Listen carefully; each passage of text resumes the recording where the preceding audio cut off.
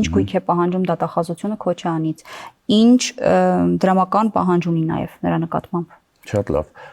հասկանալի պատճառներով դրանք ուղղակի հիշողությամբ թվարկելը շատ բարդ կարող եք ընթերցել, որովհետև դժվար թե որևէ մեկը դա հիշի։ Ես որոշակի դուրսգրումներ ինձ մոտ ունեմ, կներկայացնեմ մեր կողմից այս պահին ներկայացված հայցապահանջը, մասնավորապես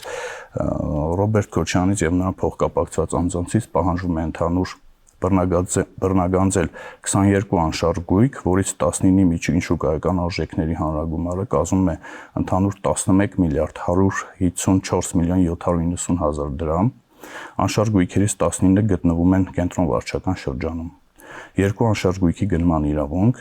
3 միլիոն 84 հազար 965 ԱՄՆ դոլարով եւ 985 միլիոն 190 հազար 729 դրամով ձեռք բերված պարտատոմսեր,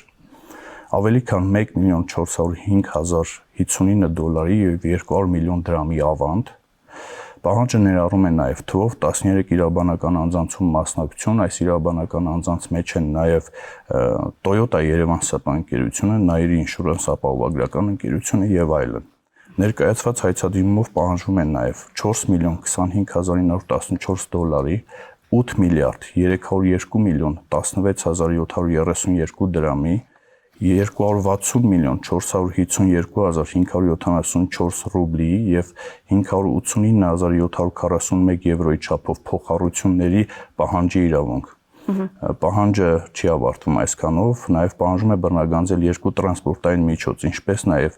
3 միլիարդ 822 միլիոն 451 հազար 103 դրամին համարժեք գումարով գույքի ձեռքբերման արժեքներ։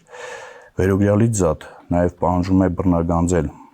19 միլիարդ 561 միլիոն 949 հազար 303 դրամ, ինչպես նաև 502 միլիոն 359 հազար 121 դրամի չափով գումար, որպես քրեական գործով վճարված գրավի ապօրինության մաս։ Նշեմ նաև, որ մինչ Սահմանադրական դատարանի որոշումը ներկայացված է եղել դատարան երկու հայցադիմում, որոնցից մեկը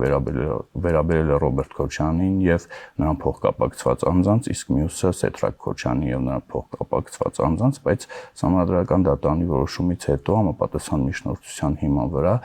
այս վարույթները միացվել են եւ ներկայումս դատարանում քննում են մեկ վարույթի շրջանակում։ Բայց ինչու է մեկ վարույթը, որովհետեւ Սահմանադրական դատարանի որոշումն է դա պահանջել, թե այդ եւ Սահմանադրական դատարանի որոշումը էական նշանակություններ եւ բնականաբար փաստական հանգամանքներով այդ վարույթները կապված էին միմյանց հետ։ Շատ լավ, այս մասով այսքանն է դատախազության ուսումնասիրությունը, թե դեռ ունեք էլի ուսումնասիրություններ, որոնք կարող են ավելացնել այս ցանկը գույքերի, դրամական միջոցների։ Շատ լավ, խոսքը վերաբերում է այս պահին դատարանում ներկայացված հայցապահանջին։ Ինչ վերաբերում է ուսումնասիրություններին, ուսումնասիրությունների արդյունքները, ընթացքը եւ այլն հրապարակման ենթակա չեն, հետեւաբար ես կարող եմ խոսել միայն դատարանում քննվող գործերի մասին, իսկ ինչ վերաբերում է հայցապահանջին, բնականաբար սկզբում էլ նշեցի, հայցապահանջները չունեն ստատիկ բնույթ, դրանք դինամիկ են եւ յուրաքանչյուր պահի կարող են ենթարկվել փոփոխության, այսքանը։